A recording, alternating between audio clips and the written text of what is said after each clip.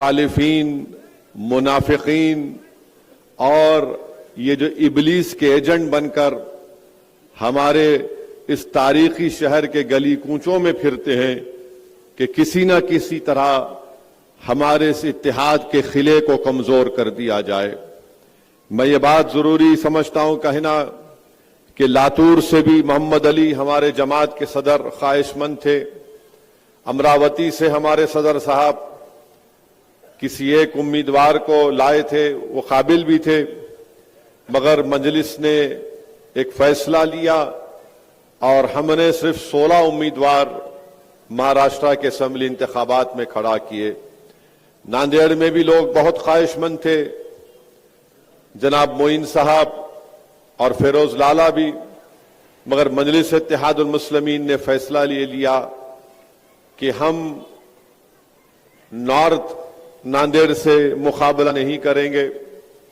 फिर साउथ से हम जनाब मोइन साहब के हक में फैसला हुआ, तो जाहिर है वहां पर साबिर चाउश को भी थोड़ा तकलीफ, इंसान है, ख्वाहिशमंद है।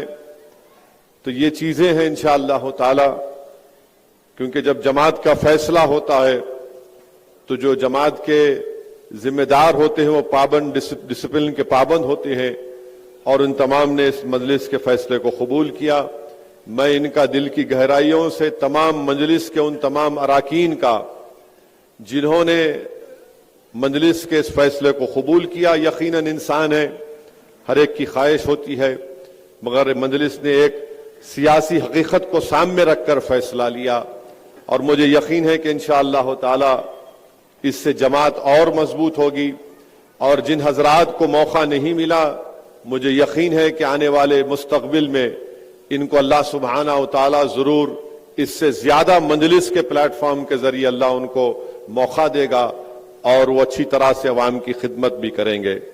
और एक बात मैं बताना चाह रहा हूं कि परभनी में मजलिस ने किसी उम्मीदवार को खड़ा नहीं किया। ये जो साहब खड़े हैं, मैंने उनको फोन कर कर कहा कि आपको बी फॉर्म नहीं दिया गया था, मगर इसके बावजूद भी आपने कैसे वो बी फॉर्म हासिल किया। तो खैर अब पुलिस कंप्लेन हो चुकी है, अब जब एफएसएल की रिपोर्ट आएगी तो शायद उनको जेल को भी जाना पड़े। मैंने खुद उनसे कहा था कि तुम मत लड़ो, तुम्हारे पास जो तुम फॉर्म दाखिल करे वो गलत है।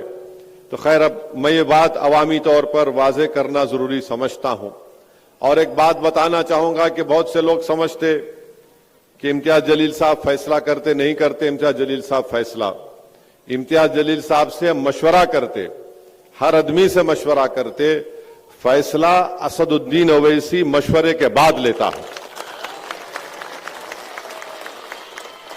तो बहुत से लोगों को ये हमारे मुखालिफिन को ये है नहीं इम्तियाज कर रहा। मेरे को इम्तियाज से कुछ भी नहीं है, मेरे को इम्तियाज से मुखालिफत है। सदर साहब मेरे लिए अच्छे हैं।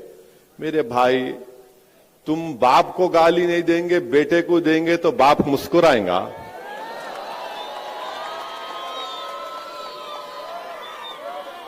आप किसी एक ताकतवर खूबसूरत घर आपने तामीर किया मजलिस का यहां पर औरंगाबाद में, बड़ी शानदार इमारत आपने खड़ा की। इसमें हमारे बुजुर्गों की, नौजवानों की, मां और बहनों की कुर्बानियां हैं।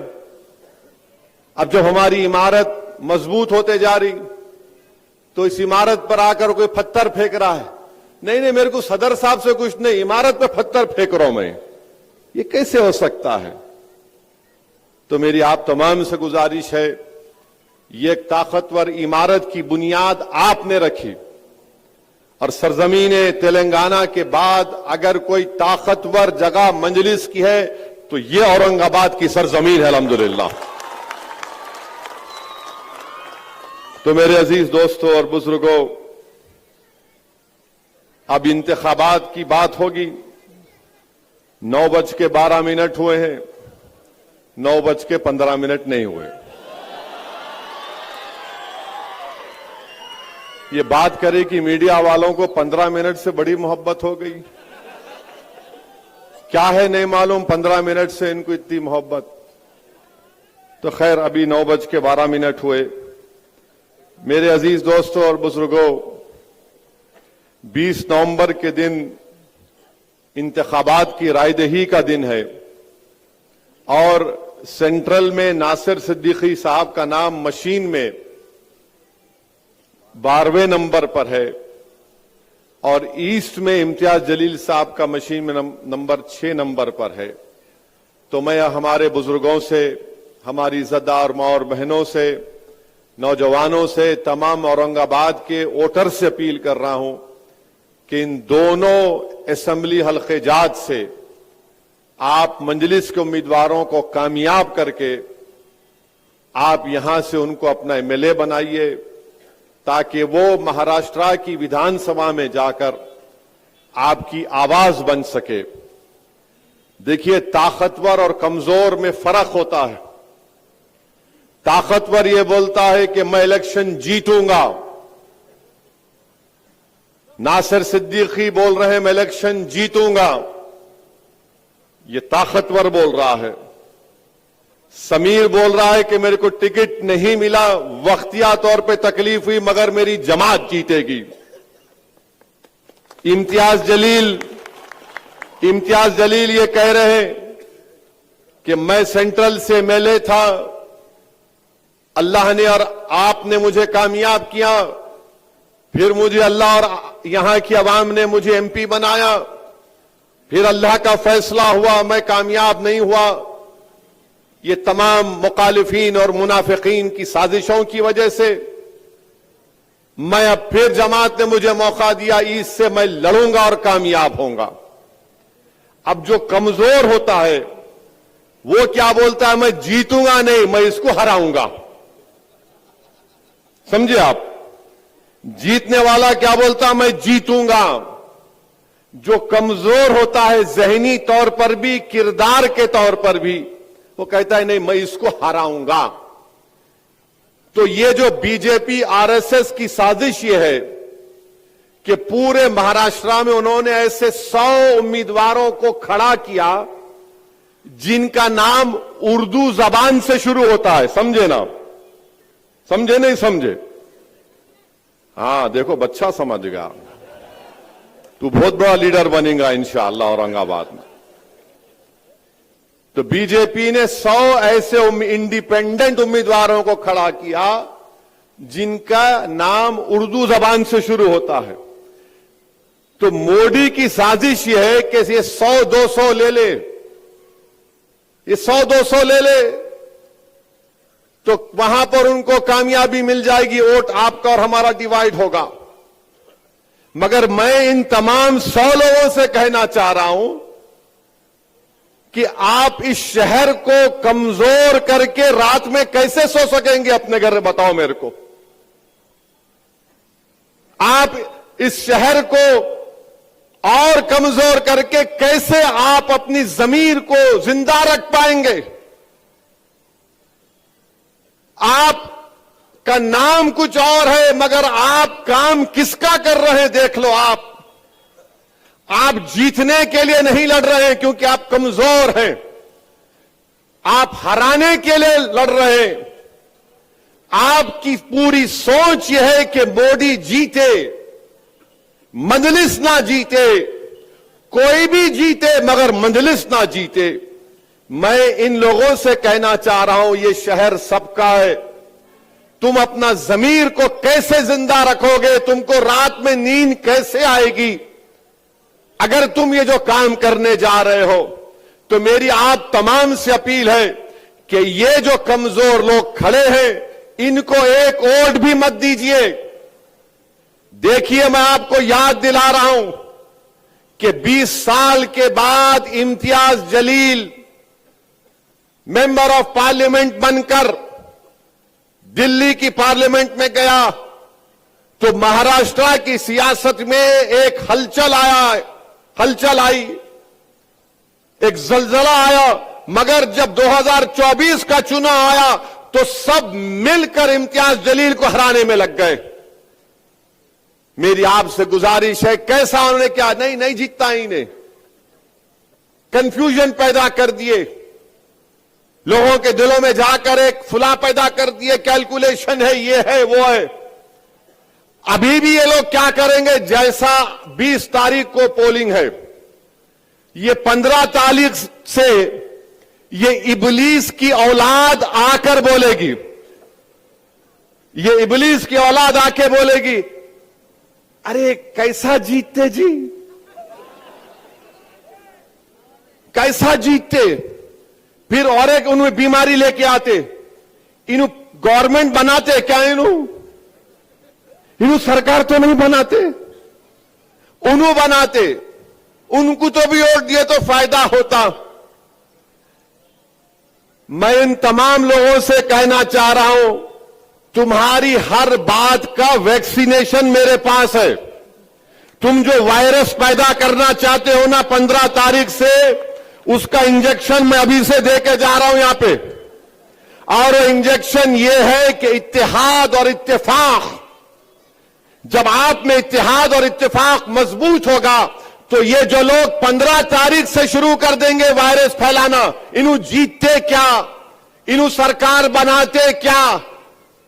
अरे जालिमो, तुम जिसके नाम पर जो जो सौदे करे हो मैं जानता हूं, तुम्हारी एक एक चीज को अगर बयान कर दूंगा ना तो तुम्हारा इस शहर में रहना मुश्किल हो जाएगा। मगर मैं अदब के दायरे में रहकर कह रहा हूं कि तुम 15 तारीख से जो काम करना चाहते, मैं तुमको पूछ रहा हूं, ये 5 साल में पहले मुख्यमंत्री कौन बने? उद्धव ठाकरे बने, शरद पवार उनके साथ, कांग्रेस उनके पास, गवर्नमेंट गिरी, शिंदे बने, फडणवीस बने, अजीत पवार बने। अब बताओ तुम क्या कर रहे थे? अब 15 तारीख से शुरू करेंगे ये वायरस फैलाना, कोविड के जैसा, कोविड के जैसा फैलाएंगे। इन्हें सरकार बनाते क्या? इनका जवाब यही है, जवाब के पास आपका इत्तेहाद और इत्तेफाक मजबूत रहेगा। यही इस वायरस का जवाब है।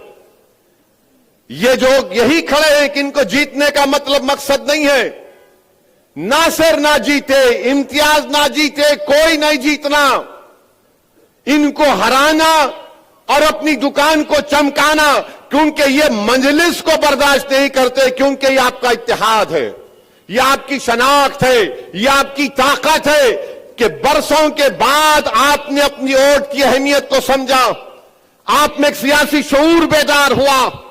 ये इस बात को पसंद नहीं करते कि एक शख्स रसूलुल्लाह सल्लल्लाहु अलैहि वसल्लम के शान में बकवास बकने की कोशिश किया। हम बार बार बोलते हैं उन्हें गुस्ताखी किया। नहीं मेरे भाई, अगर कोई आसमान की तरफ देखकर थूकेगा तो थूकने वाले के चेहरे पर गिरता है, आसमान पर नहीं गिरता। अगर कोई बोलेगा कि मैं चांद को पत्थर मार के तोड़ दूंगा, तो चांद पर नहीं जाता पत्थर, वापिस उसके पास आके गिरता। मगर दुनिया ये समझ रही थी कि सिर्फ बयान देकर खामोश हो जाएंगे, मगर एक मजलिस का एक सिपाही है और रहेगा जिसने दुनिया को बता दिया कि जालिमों ने, मुनाफिकीन ने तमाम मिलकर मुझे औरंगाबाद की पार्लियामेंट की सीट से जीतने नहीं दिए। मगर मैं एमपी नहीं था, मगर मैंने अपने आका की गुलामी का सबूत इस बात पर दिया कि मैं एमपी रहूं या ना रहूं, मेरे जीने का मकसद यह है कि किसी भी मजहबी रहनुमा के ऊपर कोई बकवास नहीं कर सकता। इम्तियाज जलील ने ऐलान किया कि बंबई में जुलूस तक जाएंगे, गाड़ियों की जुलूस पे जाएंगे, तो ये वायरस फैलाने वाले बोल दिए। क्या होगा, इसको पुलिस रोक लेती, ऐसा ही ड्रामा कर रहा है इन्हें। ये वायरस फैलाने वाले हिंदुस्तान की बड़ी बड़ी शख्सियतों के पास पहुंच गए। अरे जरा असदुद्दीन साहब को समझाइए। तो खैर वो लोग मेरे को ही बताया, मैंने कहा आजाद, इम्तियाज जलील खाली मशवरा देते, फैसला मेरा है, एक बार फैसला हो गया तो वापस नहीं लिया जा सकता। फिर वो लोग मेरे को कांटेक्ट किए, अजी साहब दंगा हो जाएगा। मिला दंगा होगा? कैसे दंगा होगा बताओ? नहीं दंगा हो सकता, मैं कह रहा हूं नहीं होगा। अरे आपको क्या है, आप हैदराबाद में बैठे। मिला हजरत हैदराबाद में बैठा हूं, दिल औरंगाबाद की जनता को देकर आया हूं।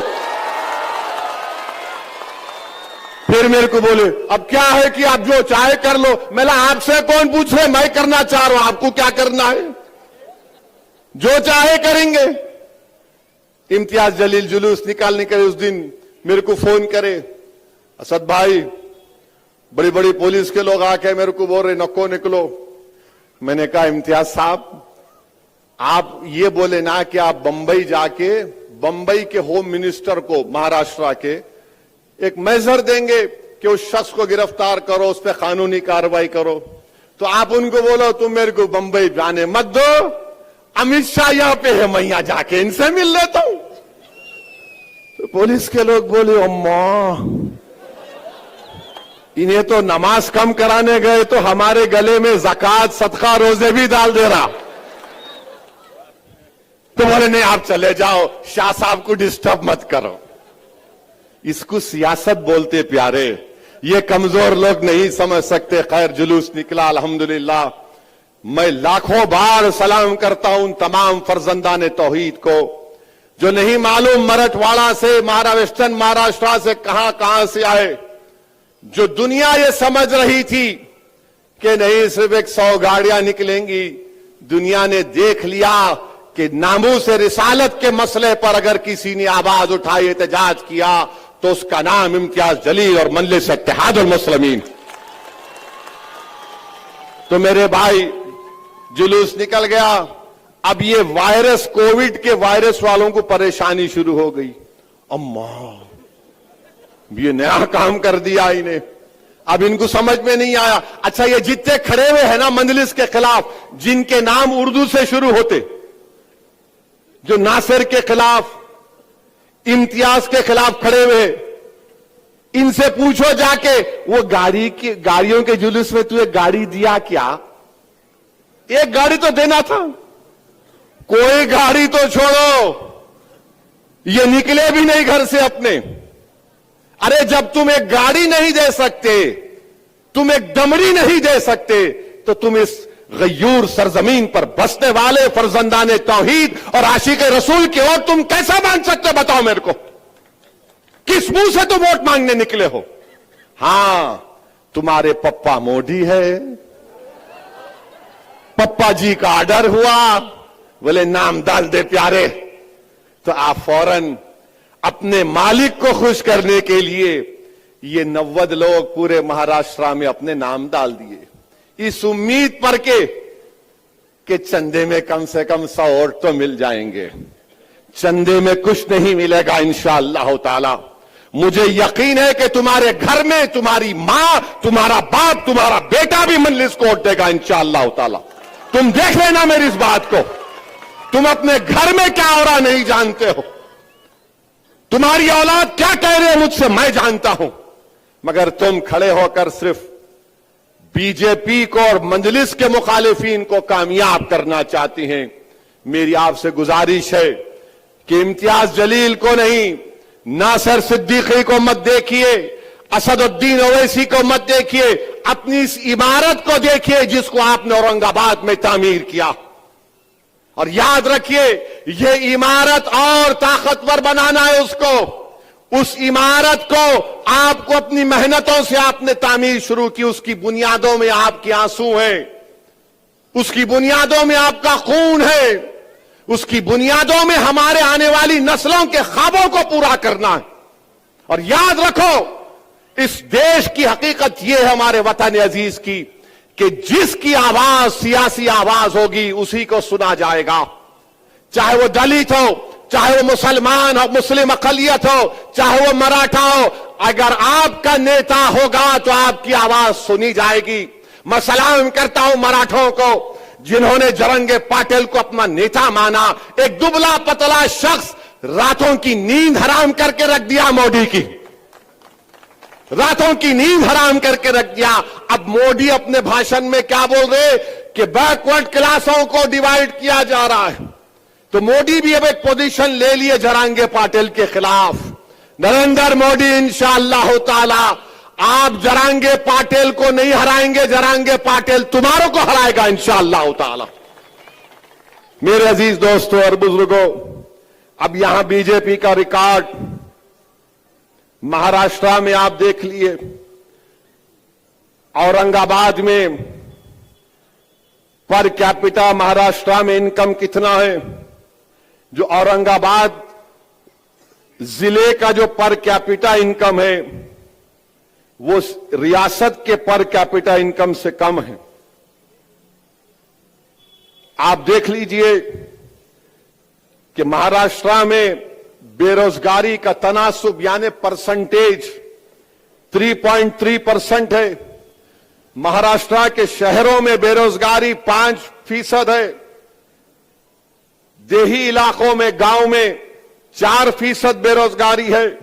बल्कि आईएलओ का एक सर्वे कहता है कि महाराष्ट्र में 15% बेरोजगारी है। और फिर आप देखते हैं कि इस शहर से कितनी नाइंसाफी उद्धव ठाकरे ने भी और शिंदे और मोदी ने की। उन्होंने ऐलान किया था कि 2023 में एक टेक्सटाइल पार्क बनाया जाएगा यहां पर, मगर टेक्सटाइल पार्क को लेकर चले गए अमरावती। महाराष्ट्र एक जमाने में इंडस्ट्रियल स्टेट था। यहां के तमाम इंडस्ट्रीज गुजरात को चले जा रहे हैं। क्या शिंदे, क्या फडणवीस, क्या उद्धव ठाकरे आपको दिख नहीं रहा है कि एक टाटा एयरबस, वेदांता फॉक्सकॉन, ये दोनों को मिलाए तो 1,80,000 करोड़ के बराबर प्रोजेक्ट थे। गुजरात को चले गए क्योंकि मोदी जी बोले मैं भाषण दूंगा महाराष्ट्र में आकर, हिंदू मुसलमान का झगड़ा खड़ा करूंगा, वोट हासिल कर लूंगा, मगर मैं पैसा गुजरात को लेकर जाऊंगा। फिर आप महाराष्ट्र की इकोनॉमी देख लीजिए। 2014-19 में 6% ग्रोथ थी। 2019 और 24 में सिर्फ 4.5%। इस साल इकोनॉमी सिर्फ 5.6, मगर आप इन्फ्लेशन को अगर आप ले लिए तो 0.4% बढ़ा। आज भारत के प्रधानमंत्री जनाब नरेंद्र मोदी बड़ा भाषण दिए, उस पर भी आता हूं जरा उस पर। महाराष्ट्र में 2023 में 2,850 किसानों ने खुदकुशी कर ली। मैं नरेंद्र मोदी से, अमित शाह से, शिंदे से, फडणवीस से कह रहा हूं, तुम एक खुदकुशी करने वाले किसान के घर को क्यों नहीं गए? तुम बड़े बड़े भाषण देते हो, लंबी लंबी झूठ बोलते हो। महाराष्ट्र में 2023 में 2,850 किसानों ने खुदकुशी कर ली। खुद इस डिवीजन में इस साल 2024 के 6 महीने में 430 किसानों ने खुदकुशी कर ली। अरे ये जो उम्मीदवार नासिर के खिलाफ खड़ा है, ये जो उम्मीदवार इम्तियाज जलील के खिलाफ खड़ा है, ये जो उम्मीदवार वेस्ट औरंगाबाद से खड़ा है, अरे 6 महीने में इस डिवीजन में 430 किसानों ने खुदकुशी कर ली। अगर वो किसान जो खुदकुशी किया तुम्हारा भाई, तुम्हारा रिश्तेदार होता तो तुम्हारे दिल पर क्या गुजरती? तुमको क्या मोहब्बत किसानों से? फिर आप देख लो महाराष्ट्र में, एक जमाने में महाराष्ट्र में एग्रीकल्चर प्रोडक्टिविटी बड़ी हाई होती थी, ज्यादा होती थी। अब महाराष्ट्र में चावल, वीट, धान, ये सब खाली 1/3 हो गई। आंध्रा, हरियाणा, तेलंगाना इससे ज्यादा पैदा करता है। अब बोलो मोदी, बोलो शिंदे, बोलो फडणवीस इस बारे में नहीं बोलेंगे। फिर महाराष्ट्र में जो जमीन है, जो जिरात की फार्म साइज है, बहुत छोटा है। 73% लैंड होल्डिंग जो 1 हेक्टर पर है, 1 हेक्टर पर है। फिर आप देखिए मोदी आकर बड़ा बड़ा भाषण देकर गए। महाराष्ट्र में 2023 में सबसे ज्यादा हेट स्पीचेस महाराष्ट्र में हुए। फिर महाराष्ट्र में सबसे ज्यादा लोग दंगों में पकड़े गए 2022 में। महाराष्ट्र का बजट आप देख लो, एग्रीकल्चर में 15% कम कर दिया गया, सेहत और फैमिली वेलफेयर में 9% कम कर दिया गया, शहरी विकास अर्बन डेवलपमेंट में 27% कम कर दिया गया। और उसका नतीजा क्या निकला कि यहां पर पीने का पानी नहीं है औरंगाबाद। मोदी जी आएंगे औरंगाबाद को तो नरेंद्र मोदी अपने हेलीकॉप्टर को जहां ये कचरा डाल रहे ना वहां उतारना, तुम वहां अपने हेलीकॉप्टर को उतार के बगैर नाक को हाथ लगाए मोदी जी आप आना यहां पे। यहां बैठे तो बो आ रही है और बोल रहे हम सब चीज कर दिए, हम आसमान से तारे तोड़ के लाए, कुछ नहीं हुआ। फिर आप देखिए एससी एसटी ओबीसी माइनॉरिटी के बजट को कम कर दिया गया। और आपको मालूम हर साल महाराष्ट्र में करीब 60,000 करोड़ रुपए खाली इंटरेस्ट पर जो पैसा दिया जाता है वो महाराष्ट्र की सरकार देती है। जो कर्जा लिया गया करीब 60,000 करोड़ सालाना दिए जाते हैं। अच्छा ये शिंदे बोल रहे मैं लाडली बहना दिया, अच्छा किए, जेब से दिए, घर का पैसा है तुम्हारे, पब्लिक का पैसा है, जिसको मिला बहुत अच्छा है, जिसको मिला मिलके भी आप किसको बटन दबाएंगे? हमारी मां और बहनें भी ऊपर बैठी हुई है, अगर आपको मिले 1500 रुपये तो बोलना thank you but we'll vote for MIM only. इन्हों अपने जेब से दे रहे क्या? 60 साल से नाइंसाफी करे, मिला अच्छा है और मिलना था। अच्छा अब ये मैं सुना कि बाज लोग बांट रहे भी मिठाई, ए तो आना चलना, ये मेरे पद यात्रा में चल। अच्छा कोई टून भी है तो बोले तो आके बैठ मेरे जलसे में, तेरे को इतने पैसे, लो मिठाई खाओ। इनका ने भोत आया मोदी के पास से, मिठाई खाओ बोल रहा हूं मैं। अब मिठाई गुलाब जामुन भी हो सकती, जो जो दे रहे खाओ, छोड़ो मत, यही मौका है खींचने का। फिर आप देखो माइनॉरिटी का बजट सिर्फ 975 करोड़।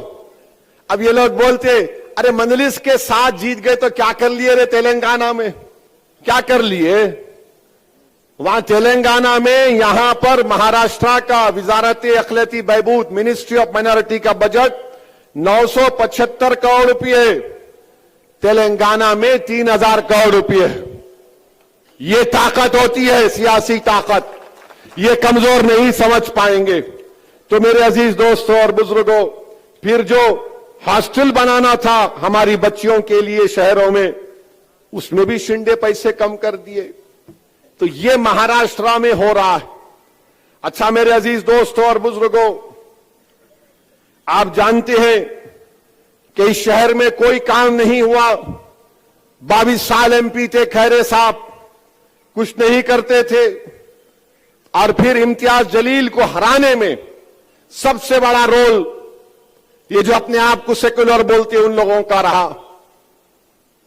वोट कितना लिए वो लोग?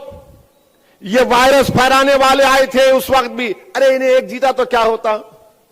मेरे भाई मैं आपको बताना चाह रहा हूं कि अगर आज इम्तियाज जलील मेरे साथ भारत की पार्लियामेंट में होता तो वक्फ बिल को पास करने में मोदी को बड़ी मुश्किल पेश आती। अगर अख्तरुल ईमान कामयाब हो जाते किशनगंज से तो वक्फ बिल लाया नहीं जाता था पार्लियामेंट में। मैं आपसे हाथ जोड़ के अपील कर रहा हूं कि मुझे आपने अकेला कर दिया भारत की लोकसभा में, मगर खुदा के लिए महाराष्ट्र की विधानसभा में आपको नासिर सिद्दीकी को और इम्तियाज जलील को यहां से कामयाब करके भिजाना है। ठीक है मैं अकेला पहले भी था, अल्लाह ने मेरी मदद की और आज भी अल्लाह इंशाअल्लाह आपकी दुआओं के तोफैल मदद करता रहेगा। मगर मेरे भाई जमात की आवाज आपके शहर की आवाज कौन हो सकता, मेरे को बताओ। जो कचरे का ढेर लगा दिया रसूल में, जो पीने के पानी के लिए वो लोगों को तरसाते हैं, जो हम महले जात में गंदगी को फैला दिया गया। इम्तियाज जलील कोर्ट को गया दवाखानों में भर्ती करने के लिए, कामयाब हुआ। इम्तियाज जलील औरंगाबाद के गरीबों के पीएमएवाई के घरों के लिए कोर्ट को गया। क्या मुसलमानों के लिए गया? नहीं, औरंगाबाद के गरीबों के लिए इम्तियाज जलील गया था। ये लोग आपके सामने कुछ नहीं करेंगे। फिर मेरे अजीज दोस्तों और बुजुर्गों, 20 साल के बाद एक एमपी जीत कर आया। इन तमाम कमजोरों ने मिलकर इम्तियाज जलील को शिकस्त दी। इनका एक ही मकसद है, नासिर नहीं जीतना, इम्तियाज नहीं जीतना, कोई और जीत जाए। मेरे भाई याद रखो, महाराष्ट्र की विधानसभा में आपकी आवाज नासिर सिद्दीकी हो सकता है, कोई और नहीं हो सकता है। इससे इम्तियाज जलील कामयाब होगा तो गरीबों की आवाज इम्तियाज जलील होगा। फिर आप देखते हैं कि भारत के प्राइम मिनिस्टर ने आज बोला, मोदी ने बोला, एक है तो सेफ है, एक है तो सेफ है। ये मीडिया वाले मेरे पीछे आ गए दोपहर में, इन भाई देखो जिनके सर पे कम बाल है मगर अपने भाई है। आई लव यू,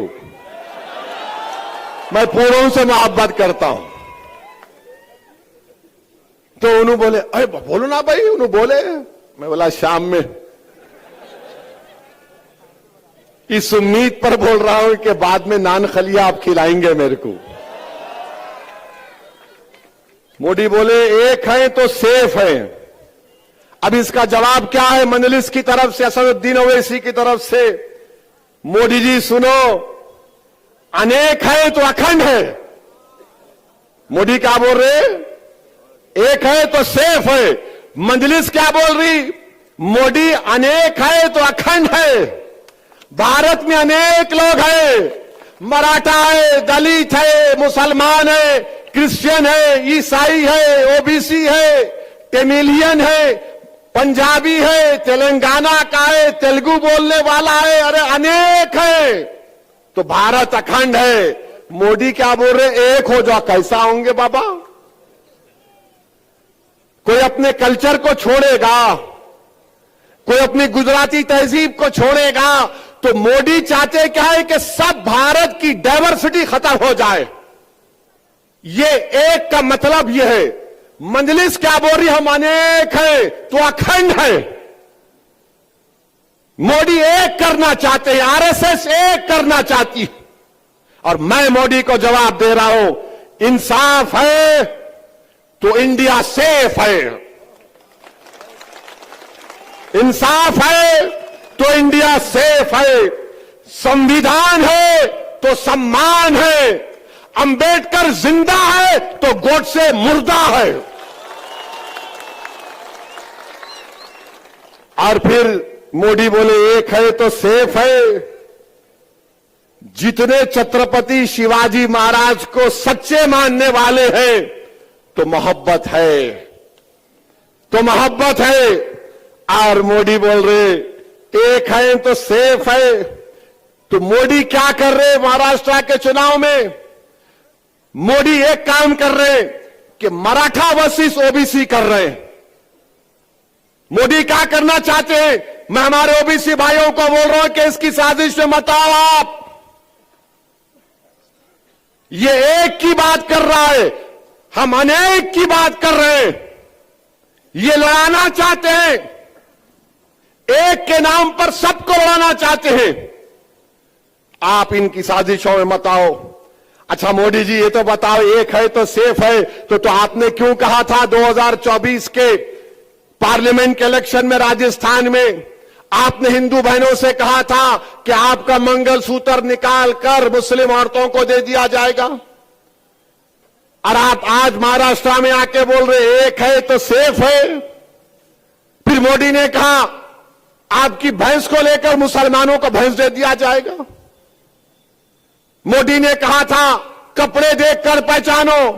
अगर एक है तो सेफ है तो बताओ मोदी, आपके घर से चंद मिनट के फासले पर दिल्ली की सड़कों पर किसका खून बह रहा था, किसको बेघर कर दिया गया था, इसका बात नहीं करेंगे। और फिर मोदी बोलते हैं एक है तो सेफ है। मोदी जी वो इतने 4 साल से चीन जो कब्जा करके बैठा हुआ है, तो अब कल से भाजपा वाले बोलेंगे ए ओवैसी क्या बोल रहा है, डेप्सांग डेमचाक पोंगसांग सू में चीन पीछे हट गया। चीन पीछे हट गया, अब वहां पे बर्फ है, 25 पेट्रोलिंग पॉइंट पे हम नहीं जा सकते। मैंने नहीं कहा, लद्दाख की एसपी ने कहा, मोहतरमा ने कहा, तुमने डेमचाक डेमसांग में बफर जोन बना दिए। क्यों बनाए तुम बफर जोन? किसी के बाप की जमीन नहीं, भारत की जमीन है वो। तुमने डेमसाक डेमचाक लद्दाख का नाम लेकर तुमने चाइना को अरुणाचल प्रदेश में यांगजी ने वहां पर पेट्रोलिंग राइट्स दे दिए। कहां अरुणाचल, कहां लद्दाख? और इसी पार्लियामेंट में राजनाथ सिंह ने खड़े होकर अरुणाचल प्रदेश के यांगसी के बारे में कहा था, चाइना यूनिलैटरली हमारे बॉर्डर को बदलना चाहता है। आज मोदी चाइना को अरुणाचल प्रदेश में पेट्रोलिंग के राइट्स दे दिए। और फिर मोदी क्या समझते कि जो मेरे को मान लिया उन्हें देशभक्त है, जो नहीं माना उन्हें देशभक्त नहीं है। मैं आपको नहीं मानता मोदी जी, क्या करेंगे आप? मैं देशभक्त हूं, मैं नहीं मानता तुम्हारे को, मैं तुम्हारी आइडियोलॉजी को नहीं मानता। मैं तुम्हारे साथ जब तक जिंदा हूं तुम्हारे से खिलाफ लड़ता था, लड़ता रहूंगा इंशाअल्लाह ताला। मैं नहीं मानता तुम्हारी आइडियोलॉजी को जो लोगों के दिलों को तोड़ती है। मैं नहीं मानता तुम्हारी आइडियोलॉजी को जो लोगों की नफरत की दीवारों को उठाती है। मैं नहीं मानता तुम्हारी सोच और फिक्र को जो भारत को कमजोर करना चाहती। मगर मोदी क्या बोलते, मेरी तारीफ करो, तुम देशभक्त हो। और by the way China Modi का दोस्त हो चुका है आजकल। मेरे अजीज दोस्तों और बुजुर्गों, मैं आपको बताना चाह रहा हूं कि आज नासर के खिलाफ भी कैंडिडेट है। कौन है उन्होंने? क्या शिवसेना वाले उद्धव ठाकरे, सॉरी 2 शिवसेना हो गए, दोनों मिलके घी चाट रहे, एक घी खा लिए एक चाट रहे। किसने CAA बिल की तायीद की थी पार्लियामेंट में? किसने NRC की तायीद की थी? किसने ट्रिपल तलाक की तायीद की थी? किसने UAPA के कानून की तायीद की थी? किसने, जब वक्फ बिल पेश हुआ तो उद्धव ठाकरे के MP नहीं थे लोकसभा में, मैं देखा हूं। कोई उद्धव ठाकरे के MP नहीं थे लोकसभा में, पूरे बाहर चले गए। जब वक्फ का बिल पेश हुआ तो कौन लड़ रहा था? उस वक्फ के कानून के इंट्रोडक्शन पर असदुद्दीन ओवैसी अकेले लड़ रहा था। और मैं आपको आज दिल की बात बता रहा हूं, मुझे माफ कर देना औरंगाबाद के गयूर लोगों, मैं जब अकेला खड़े होकर उसके इंट्रोडक्शन के खिलाफ लड़ रहा था तो 2-2 बार मेरी जबान से निकल गया, इम्तियाज में उठो, इम्तियाज में उठो, मगर इम्तियाज में यहां बैठे थे। मेरे भाई, ये वक्फ का कानून मस्जिदों को छीन लेगा अगर यह कानून बनता है। यह कानून बनता है तो दरगाहों को छीन लेगा, ईदगाह की जमीन को छीन लेगा, कब्रिस्तानों को छीन लेगा। इतना गंदा बिल है बनाया गया। बताओ, अगर तुम्हारी आवाज होती भारत की पार्लियामेंट में, इम्तियाज अख्तर अली मान अगर कामयाब हो जाते, किसका फायदा होता? आपका होता, संविधान का होता, जमहूरियत का होता। मगर ये कोविड का वायरस फैलाने वाले हमारी सफों में निफाक पैदा कर दिए। इस तरह का वक्फ का बिल पेश किया गया भारत की पार्लियामेंट में। मेरे अजीज दोस्तों और बुजुर्गों, इस कानून के खिलाफ हमको और आपको खड़े होना है। और मुझे यकीन है कि अगर ये बिल हुकूमत नरेंद्र मोदी लेकर आएगी तो एक बात तो यकीन के साथ कहूंगा मैं, जो एहतजाज CAA में हुआ उससे डबल एहतजाज पूरे भारत में होगा। सुन लो नरेंद्र मोदी इंशाअल्लाह ताला। ये बिल को हम नहीं मानते। ये बिल हमारी मस्जिदों को छीनना चाहेगा। अगर ये महाराष्ट्र में कौन विधानसभा में खड़े होकर ये 100 लोग बोलेंगे? अगर ये कानून की तस्दीक कराने के लिए इस कानून के खिलाफ अगर कोई आवाज उठाएगा तो ये लोग उठाएंगे। ये उद्धव ठाकरे, शिंदे, बीजेपी, इनके पैसों पर बिकने वाले लोग जो जमीन बेच रहे हैं, अरे तुम औरंगाबाद को कमजोर कर रहे हो। कौन उसके खिलाफ महाराष्ट्र की विधानसभा में आवाज उठाएगा? नासिर सिद्दीकी खड़ा हो जाएगा, इम्तियाज जलील खड़ा हो जाएगा, फारूक शाह खड़ा हो जाएगा, मुफ्ती इस्माइल खड़े हो जाएंगे, वारिस पठान खड़ा हो जाएगा, फैयाज खड़ा हो जाएगा। मेरे भाई, आवाज की जरूरत है, लड़ने वालों की जरूरत है। आपको फर्क महसूस करना है एक लड़ने वाले की तरफ से और एक गाने वाले की तरफ से। ये सब गाने वाले हैं, इनको हुक्म होगा ऐसे राग में गा, बोलो ओवैसी के खिलाफ, तबलचियां शुरू हो गए, हारमोनियम लेके ओवैसी ये ओवैसी वो। मेरे भाई, लड़ने वालों की जरूरत है और यही वजह है कि आरएसएस नहीं चाहती कि यहां से नासिर सिद्दीकी और इम्तियाज जलील कामयाब हो जाए। याद रखो, टीपू सुल्तान से गद्दारी करने वाले कौन थे? गद्दारी करने वाले बोलो, कौन थे गद्दारी करने वाले टीपू सुल्तान से? तुम्हारी जबानों को जुम्बिश दो और बोलो, कौन थे? सिराजुद्दौला को धोखा देने वाले कौन थे? करबला के मैदान में इमाम हुसैन के खिलाफ नमाज भी पढ़ते थे और पानी भी बंद करते थे, कौन थे वो लोग? मेरे भाई, तारीख तुमको पुकार पुकार कर कह रही है कि एक पार्लियामेंट के इलेक्शन में इन जालिमों ने हमको डसा, अब असेंबली के इंतखाबात में इनको डसने मत दो। अपने इत्तेहाद को मजबूत बनाओ। मजलिस कभी किसी मजहब के खिलाफ ना थी, ना कभी रहेगी इंशाअल्लाह ताला।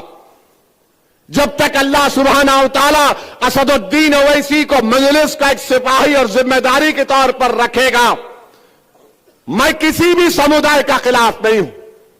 मैं तो दुनिया के कोने कोने में जाकर कहता हूं कि मेरा देश ऐसा है जहां पर हर 100 किलोमीटर पर अलग तहजीब है। मेरा देश वो है जहां पर हजारों तहजीबें, कई मजाहिब के मानने वाले रहते हैं। मेरा एक ही झगड़ा है, जब सबका नेता हो सकता है तो मेरा नेता क्यों नहीं हो सकता? जब सबका आवाज हो सकती है तो मेरी आवाज क्यों नहीं हो सकती? जब सब समुदाय अपने अपने लोगों को इलेक्ट करते हैं तो मैं अपनी पार्टी के नुमाइंदों को क्यों इलेक्ट नहीं कर सकता? मेरा झगड़ा एक ही है और मैं आपसे अपील करने आया हूं कि वक्फ बिल आपके सामने है। आपने देख लिया कि एक शिंदे की पार्टी में एक शख्स है जिसने कहा कि मस्जिद में घुस के हम मारेंगे। मेरे भाई बताओ, आप कोई लड़ने वाला ही नहीं है। अब अगर इम्तियाज, नासिर सिद्दीकी, मुफ्ती इस्माइल साहब और फारूक शाह के साथ वारिस पठान और फैयाज ये लोग चले जाएंगे, हमारी दलित कैंडिडेट भी नागपुर में, ये हमारे मजलिस के लोग जीत के जाएंगे, तो इसको बोलने से पहले सोचना पड़ेगा कि मस्जिद में घुस के मारेंगे। मोदी जी बोलो, इसके ऊपर तुम क्या बोलते? एक है तो सेफ है। अरे ये तुम्हारी पार्टी में है तो सेफ है। तुम्हारी पार्टी का सत्ता महाराष्ट्र में नहीं होगी तो तुम्हारे तमाम के तमाम लोग जो नफरत फैला रहे ये अनसेफ हो जाएंगे। कानून के एतबार से, लीगली कानून इनको ऊपर काम करेगा। मगर शिंदे ने उस शख्स के साथ खड़े होकर कह दिया कि मैं इनके साथ हूं जो नबी करीम सल्लल्लाहु अलैहि वसल्लम के शान में गुस्ताखी करने की कोशिश की। तो मेरे अजीज दोस्तों और बुजुर्गों, अपने एक एक वोट को इस्तेमाल करिए। आप मजलिस के हक में बटन दबाइए। ये लोग जो खड़े हैं ना, जीतना इनका मकसद नहीं है, हराना इनका मकसद है। ये जानते हैं कि जीतने वाला इम्तियाज जलील है, जीतने वाला नासिर सिद्दीकी है, ये आपके इत्तेहाद के दुश्मन है। और ये जो बीजेपी, शिंदे, उद्धव ठाकरे और कांग्रेस के जितने उम्मीदवार, बताओ तुमने औरंगाबाद के लिए क्या किया? तुम्हारे पास सत्ता थी, तुम पीने का पानी का मसला हल नहीं कर सके। यहां पर रोडें क्या है बताओ? इम्तियाज जलील ने अपने सालाना एमपी फंड से जो काम करवा सकते थे, काम को करवा दिया।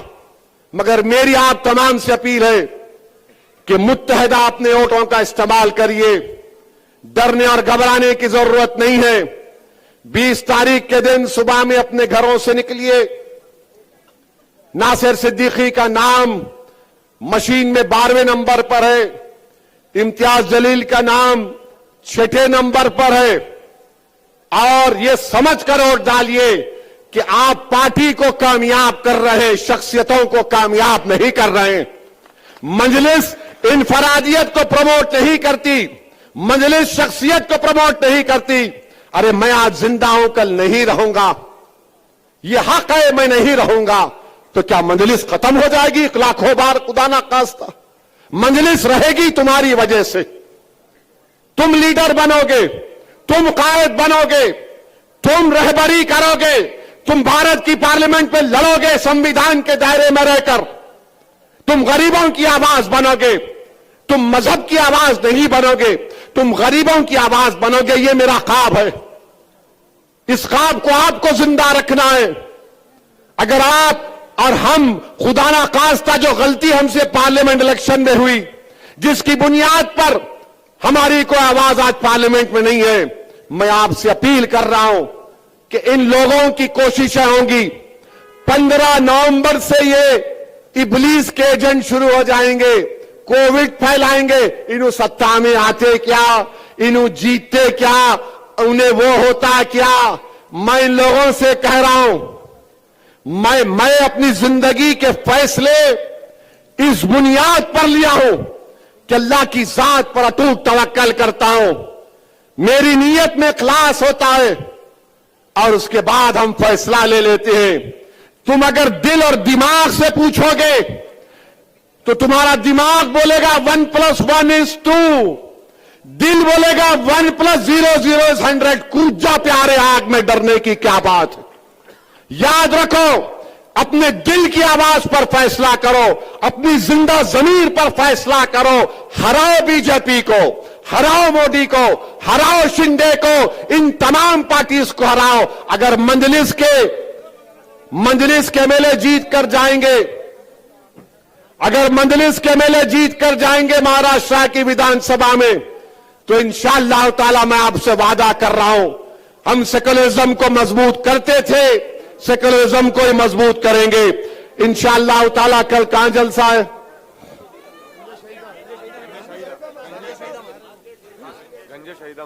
कल गंजे शहीदा में है। मीडिया वालों को भी रिक्वेस्ट करूंगा, कल आओ ना प्लीज, कल भड़काऊ भाषण होगा। हाँ, अब चला देना तुम, Owaisi said this, breaking news. कल जरा आ जाओ भाई, आप भी आएंगे ना? कल आएंगे ना? साथ है ना आप लोग?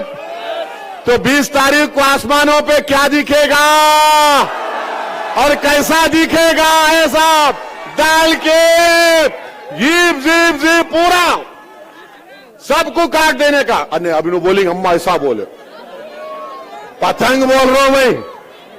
ये तो मीडिया वाले बोलेंगे ओ ऐसा काट, नो नो, पतंग, पतंग का निशान है। तो आपसे अपील है कि 20 तारीख को आपके इलाकों में सिर्फ आसमानों पर क्या नजर आएगा? क्या नजर आएगा? पतंग को वोट देंगे आप। अल्हम्दुलिल्लाह, इंशाअल्लाह कल मुलाकात होगी गंजे शहीदा में। अस्सलाम वालेकुम।